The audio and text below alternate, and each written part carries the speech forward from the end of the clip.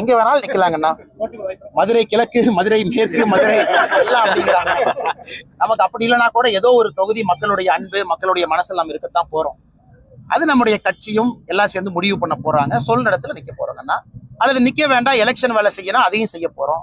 இல்ல எலெக்ஷனுக்கு இந்த வேலை செய்யணும், அதையும் செய்ய போறோம். என்னை பொறுத்தவரை நான் ஏற்கனவே சொல்லிட்டேன் பாருங்க, நான் தொண்டன். 2026 கட்சி சொல்வதை செய்வது மட்டும் என் வேலை. நான் இன்னைக்கு ஸ்டேஜில் பேசின பாருங்களா, அதாவது ஒரு தலைவனாக வர வேண்டும் என்றால் அந்த தலைவனுக்கு தொண்டனாக எப்படி இருக்க வேண்டும் என்கின்ற பக்குவம் வேணும். தொண்டனாகவும் நான் இருக்கணும்னு ஆசை. அதே நேரத்தில் அந்த கட்சி தலைவர் என்கின்ற பொறுப்பை கொடுத்திருக்கு. அந்த பொறுப்புக்கு மரியாதை தகுந்தாற் போல் நான் நடந்து கொள்ள வேண்டும் என்பதும் என்னுடைய கடமை. இரண்டையும் நான் செய்யணும். அண்ணாமலை அன்பு கூட்டம் தொடங்கப்பட்டது, அது நோக்கம் என்ன சார்?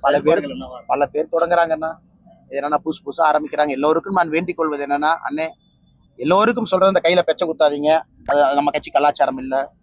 ஒரு தலைவனை அடையாளப்படுத்தாதீங்க, நம்ம கட்சி கலாச்சாரம் இல்லை. நாம் எல்லோருமே ஒரு அன்பின் இலக்கணமா இருக்கும். டெல்லியிலிருந்து ஒருத்தவங்க, அண்ணே நாங்கள் டெல்லியில் இருக்கக்கூடிய தமிழர்களுக்கு நாங்கள் ஒருங்கிணைந்து செயல்பட விரும்புகின்றோம், இந்த மாதிரி ஏதோ ஆரம்பிக்கிறோம். நாங்கள் எங்கேயும் பேர் போடாதீங்க, போட்டோ போடாதீங்க, சமூக இயக்கமா நீங்க உங்க அம்மா பேரை நடத்துங்க.